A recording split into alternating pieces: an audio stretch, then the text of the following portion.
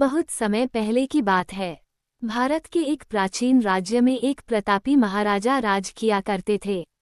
उनका नाम महाराजा विक्रम सिंह था। वह अपने साहस, न्यायप्रियता और दयालुता के लिए पूरे राज्य में प्रसिद्ध थे। महाराजा विक्रम सिंह के राज्य में हर व्यक्ति सुखी और समृद्ध था।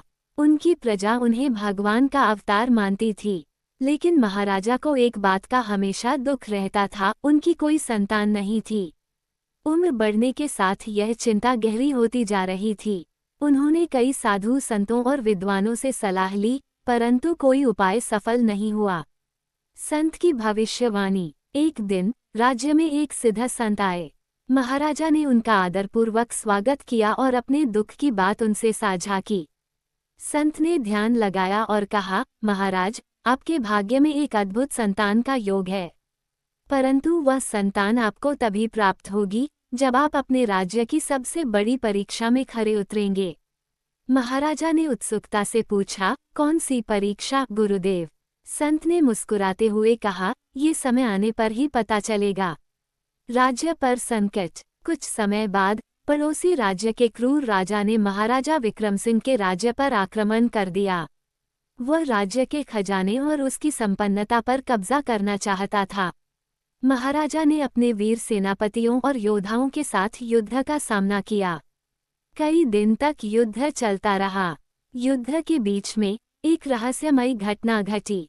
महाराजा को सूचना मिली कि शत्रु राजा ने उनके महल पर हमला कर दिया है और रानी को बंदी बना लिया है। ये सुनकर महाराजा का हृदय विचलित हो गया। उन्होंने तुरंत युद्ध भूमि छोड़कर महल की ओर प्रस्थान किया। रानी की परीक्षा। महल पहुंचने पर महाराजा को एक गुफा में बुलाया गया। वहां एक अद्भुत दृश्य था। शत्रु राजा, संत और रानी एक साथ खड़े थे।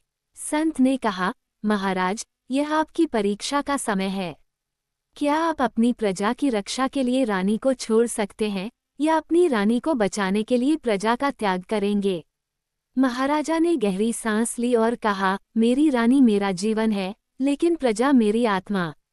बिना आत्मा के जीवन का कोई अर्थ नहीं।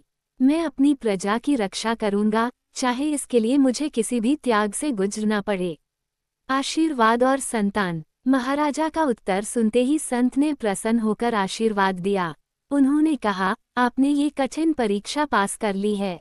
आपके बलिदान और न्यायप्रियता के कारण आपको एक पुत्र रत्न की प्राप्ति होगी, जो आगे चलकर इस राज्य का गौरव बनेगा।